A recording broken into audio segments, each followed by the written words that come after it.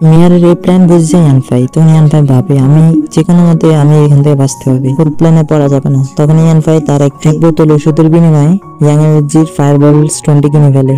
এগুলো দেখে তো মিয়ারের পুরো মাথা নষ্ট হয়ে যায়। সে কি কোনোভাবে ইয়ানফাইকে পড়াতে পারছে না। মিয়ার ভাবছে আমার গ্রামে আমার এলাকার সবাই আমার জন্য পাগল।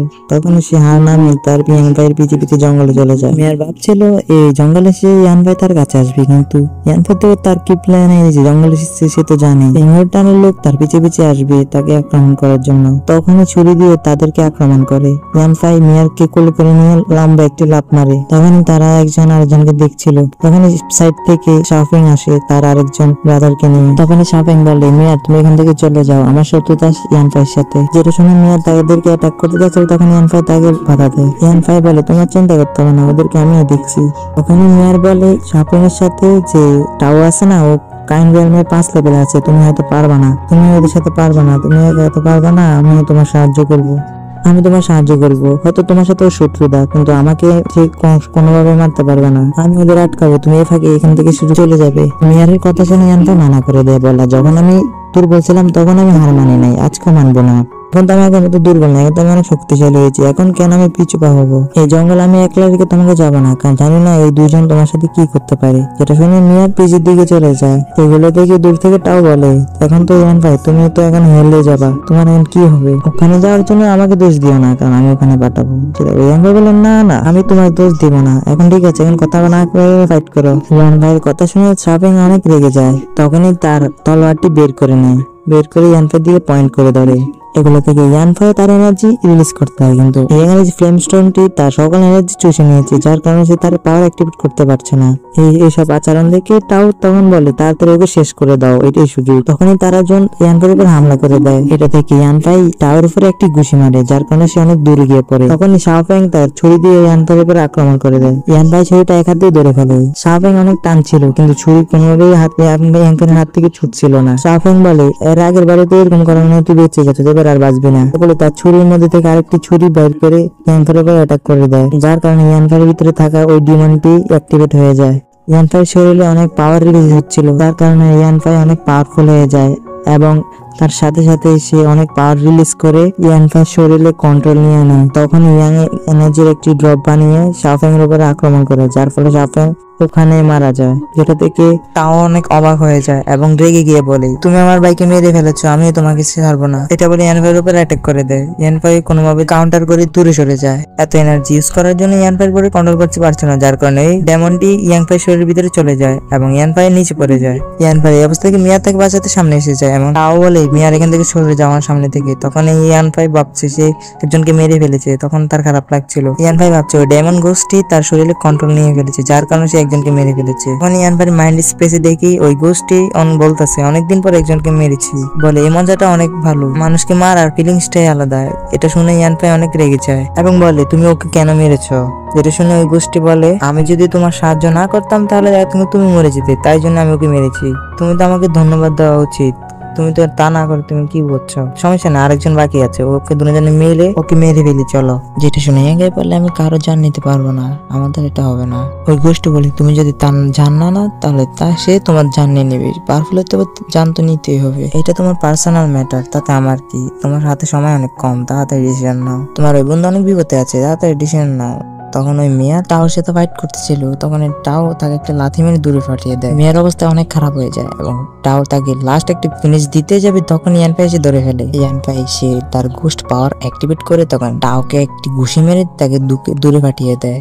টাও ইয়ানফাইয়ের গোস্ট থেকে সে অনেক ভয় পেয়ে যায়, যার কারণে সে ইয়ানফাইয়ের কাছে মাপ চায় জীবন বাঁচানোর জন্য।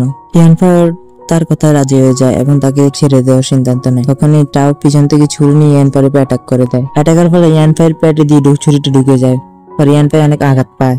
তখন রেগে গিয়ে তার আবার সেই গোষ্ঠী অ্যাক্টিভেট করে দেয় এবং একটি অ্যাটাক করে, যার কারণে মিয়ার আর ওই টাও দুজনে পাহাড় থেকে নিচে পড়তে থাকে। তখনই মিয়ারকে ইয়ানফাই হাত দিয়ে ধরে ফেলে এবং উপরে উঠে নেয়। মিয়ার জান বেঁচে যায়, এনার্জি চলে যাওয়ার কারণে ইয়ানফাই বেহুশ হয়ে যায় এবং কিছুক্ষণ পর ইয়ানফাইয়ের জ্ঞান ফিরে। তখন দেখে মিয়ার তাকে সুস্থ করে ফেলেছে, তাকে অনেক সেবা করেছে। ইয়ানফাই বলে এখানে যা হয়েছে সব গোপন রাখতে হবে, না হলে সবাই জানলে হয়তো দুটো সেক্টরের মধ্যে যুদ্ধ লেগে যাবে। শাওফিং এর বডি হাত থেকে নিচে পড়ে গেছে এবং তাদেরকে পেলেও কেউ বুঝবে তারা দুজনের ফাইট করে একজন আরেকজনকে মেরে ফেলেছে। তখন ইয়ানফাইয়ের কথা শুনে মেয়ার বলে, ঠিক আছে, এখন তুমি জানো না আমি কে? আমি হলাম ব্লাডের গ্যাং এর লিডারের মেয়ে। আমার সেক্টর লোকেরা আমার রূপ দেখিয়ে বিভিন্ন ধরনের স্টুডেন্টকে আমাদের সেক্টরে জয়েন করিয়েছে, যার কারণে আমার অনেক দুর্নাম হয়েছে। অনেকে আমাকে খারাপ ভাবে, কিন্তু আমার কোনো এখানে দোষ নেই, ওরাই এইসব করেছে। এগুলো শুনে ইয়ানফাই বলে, এগুলো তোমার ব্যক্তিগত ব্যাপার, তা আমি জানার কোনো আমার শখ নেই। তুমি ভালো বা খারাপ এটা তোমার ব্যাপার, আমার কোনো এইসবের মধ্যে ইন্টারেস্ট নেই। ইয়ানফাইয়ের কথায় মেয়ারের অনেক খারাপ লেগেছে। সে বলছে, ঠিক আছে, আজকের পর থেকে আর কোনোদিন আমি তোমার রাস্তায় আসবো না, তুমি তোমার রাস্তায়। ইয়ানফাইও তার কথা শুনে দুঃখ পায় এবং সে তাড়াতাড়ি বাড়ি চলে যায়। দরজা খুলছিল তখনই পিছন থেকে কিছু আওয়াজ হয়, যার কারণে ইয়ানফাই পিছনে একটা লাথি মারেছে। তখন যে পিছনে দেখতে পায় সুমো ও সুমোর বন্ধুরা, তারা এখানে পরিষ্কার করার জন্য এদিকে এসেছিল। ওরা বলে, ইয়ানফাই আমি তোমাকে সাহায্য করতে এসেছি। ওদের কথা শুনে ইয়ানফাই অনেক খারাপ লাগে, বলে এইগুলো তো আমার কাজ, পরিষ্কার পরিচ্ছন্নতা করা, তোমরা করিও না, তোমরা এখান থেকে চলে যাও। সুমোর বন্ধুরা বলে, তুমি আমাদের জান বাঁচিয়েছো, যার জন্য আমরা তোমার কাছে সারা যেমন কৃতজ্ঞ থাকবো। এগুলো তো পরিষ্কার পরিচ্ছন্ন করা, এটা কিছু না, প্লিজ মানা করিও না। ওদের জোড়াজোড়িতে ইয়ানফাই শেষ মেনে নিয়েছে। তখন ইয়ানফাই ড্রাগনিস টিমে প্র্যাকটিস করতে দেখানো, সে পালাবতে কাল্টিভেট করছিল তার লেভেল বাড়ার জন্য। কাল্টিভেট করার সময় দেখতে পাই এনার্জি আরো ভালোভাবে আরো আগের থেকে বেশি এনার্জি অ্যাবজর্ব করতে পারছে এবং অ্যাবজর্ব করে 2টি ইয়াং এনার্জির বল বানিয়ে ফেলেছে, যেটা থেকে ইয়ানফাই অনেক খুশি হয়ে গেছে। 2টি ড্রপের মধ্যে একটি ড্রপ ওই ফ্লেম স্টোনটি অ্যাবজর্ব করে ফেলছে, যার কারণে ওই ফ্লেম স্টোনটি একটি বীজে রূপান্তরিত হয়ে যায়, যার কারণে ইয়ানফাই এটা মাটিতে রূপে দেয় এবং আস্তে আস্তে ইয়ানফাইও ধীরে ধীরে অনেক পাওয়ার করতে থাকে এবং ওই ফ্লেম স্টোনটির যে রূপে দিয়েছে সেটা একটা গাছ হয়ে সেখানে 10 দিনের মাথায় সেখানে ফল ধরে ফেলেছে, যার কারণে ইয়ানফাই অনেক খুশি হয়ে গেছে। ওই দিক দিয়ে ইয়ানফাই তার সেক্টর বডি টেম্পারেচার লেভেলে যারা আছে তাদেরকে হারিয়ে দিয়েছে। ইয়ানফাই এই প্রোগ্রেস থেকে দূর থেকে শিয়া দেখে অনেক খুশি হয়ে যায়। তারপরে সিনে দেখা ইয়ানফাই ওই গাছে 2টি ফল খেয়ে সে কাল্টিভেট করা শুরু করে দেয়। অনেকক্ষণ কাল্টিভেট করার পর তার শরীরে এনার্জি অনেক বেশি হয়ে যায়, যার কারণে এনার্জি ফ্লো করতে থাকে এবং এভাবেই কিছুক্ষণ পর সে লেভেল আপ করে ফেলে। এখন ইয়ানফাই বডি টেম্পারেচার 9 লেভেলে আছে, যেটা দেখে সে অনেক খুশি হয়ে যায়। ইয়ানফাই যতগুলো ইয়াং লিকুইড বানিয়েছে সবগুলো সে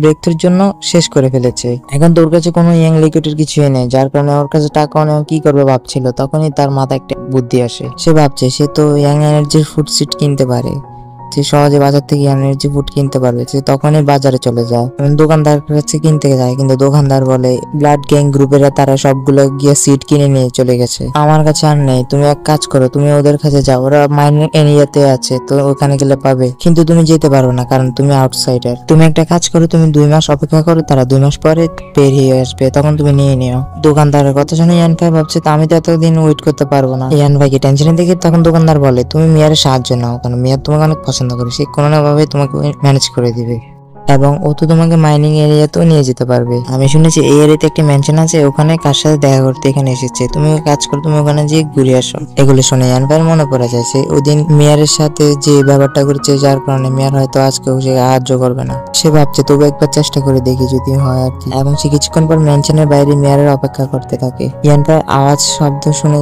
মেয়ার বুঝে যায় ইয়ানফাই এখানে এসেছে। তখনই দেখতে পাই মেয়ারের সাথে মেয়ারের জবান মৌচু আছে, যার সাথে সে এখানে দেখা করতে এসেছে। মেয়ারের জমা জবান বলে, তুমি বলেছ এই ছেলে কোনো মেয়ের প্রতি আকর্ষণ হয় না, আমি দেখবো আজকে টেস্ট করে, তাহলে একটা বাজি হয়ে যাক, আমি প্রমাণ করে দিব এই বাকি ছেলেমেয়েদের মতো লুচ্চাই হবে, সব ছেলেরা একরকম। এগুলো শুনে মেয়ার তাকে বাধা দিতে লাগলো। তখনই মেয়ারের বড় বোন মেয়ারকে বন্দি করে ফেলে। মেয়ারের বদলি সে বের হয়ে ইয়ানফাইকে ইনভাইট করে রুমে আসার জন্য। ইয়ানফাই বুঝে যায় যে মেয়ার আজকে অন্যরকম লাগছে, তখন সে ভিতরে এসে চা খেতে থাকলো। ভিতরে আসতে ইয়ানফাইকে পটানো শুরু করে দেয়। ইয়ানফাই তুমি কোন রকম কন্ট্রোল করছে। ইয়ানফাইকে বলে চার টেস্টে এরকম। ইয়ানফাই বলে ভালো, বলে তার থেকে তো আমি অনেক ভালো, আমাকে টেস্ট করো। তখন ইয়ানফাই তার কথা শুনে অনেক ভয় পেয়ে যায়। মেয়ারের বোন বলে তুমি এখানে কেন এসেছো, সত্যি করে বলো। ইয়ানফাই বলে আমাকে ফ্লেম স্টোন দরকার, যার জন্য আমি তোমার সাহায্য নিতে এসেছি। তখন মেয়ারের বোন শুনে বলে ব্যাস এটুকু, এগুলো তো আমার কাছে কিছু না, ঠিক আছে আমি ম্যানেজ করে দিব। এবং এগুলো বলে সে তার চোয়ের দিকে চলে যায় এবং চোয়ের নিচে সে খারাপ অ্যাঙ্গেলের দিকে ইয়ানফাইকে আকর্ষণ করতে থাকে। ইয়ানফাই 1 সেকেন্ডের জন্য খারাপ ভাবে আকর্ষিত হয়ে যায়, তখন সে নিজেকে কন্ট্রোল করে নেয়। হঠাৎ সে ইয়ানফাইকে জড়িয়ে ধরে এবং জড়িয়ে ইয়ানফাইকে নিজ সাইড দিয়ে ফেলে দেয়। তার পরবর্তী দেখি যে একটি মাকড়সার কারণে সে অনেক ভয় পেয়েছে, যার জন্য ইয়ানফাইয়ের উপরে জড়িয়ে ধরেছে। ইয়ানফাই দেরি না করে মাকড়সাটি মেরে সাইড হয়ে যায়। ইয়ানফাই এই কন্ট্রোল দেখে মিয়ার বোন তো অনেক অবাক হয়ে যায়।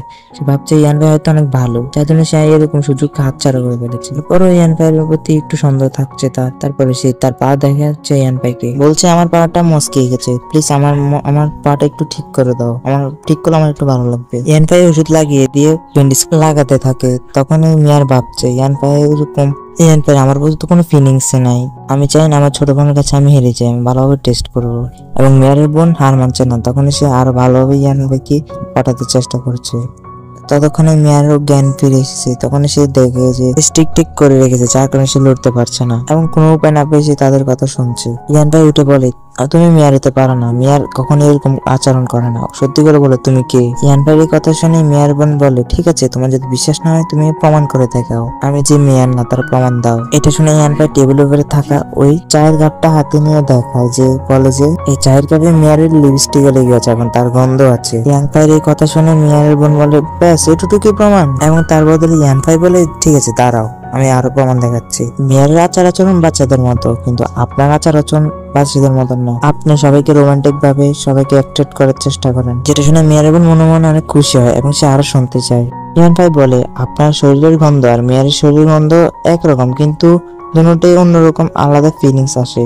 তার সাথে সাথে মেয়ার কাল্টিভেট হলো বডি টেম্পারেচার। এইটুকু দূরে আঘাত তো এইভাবে লাগতে পারে না, আঘাতটা তো আপনার হয়তো অনেক পুরানো। আমার মনে হয় আপনার রিয়াল অনেক উপরে, আমি অনেক উপরে লেভেলের। এবং ইয়ান ভাই আরো বলে যে আমি আরেকটা জিনিস কি করে লক্ষ্য করেছি, কিন্তু সেটা আমি বলতে পারবো না। তখন ইয়ান ভাইয়ের কথা শুনে মেয়েটি বলে, ঠিক আছে তাহলে বলো কি আরেকটি জিনিস লক্ষ্য করেছো, আমাকে বলো। তখন ইয়ান ভাই তার সামনে গিয়ে দাঁড়ায়, সাইড থেকে মিয়ার শেষ কথা শোনার জন্য সে ভালোভাবে খেয়াল করছে। তখন ইয়ান ভাই বলে, মানে খারাপ কিছু বোঝার কিছু নেই। আজকের মতো এখানেই শেষ করলাম ভিডিওটি, এখন দেখা হবে নতুন কোনো ভিডিওতে। আপনারা কি রকম ডোঙ্গা চান তা আমাকে কমেন্ট করে জানান।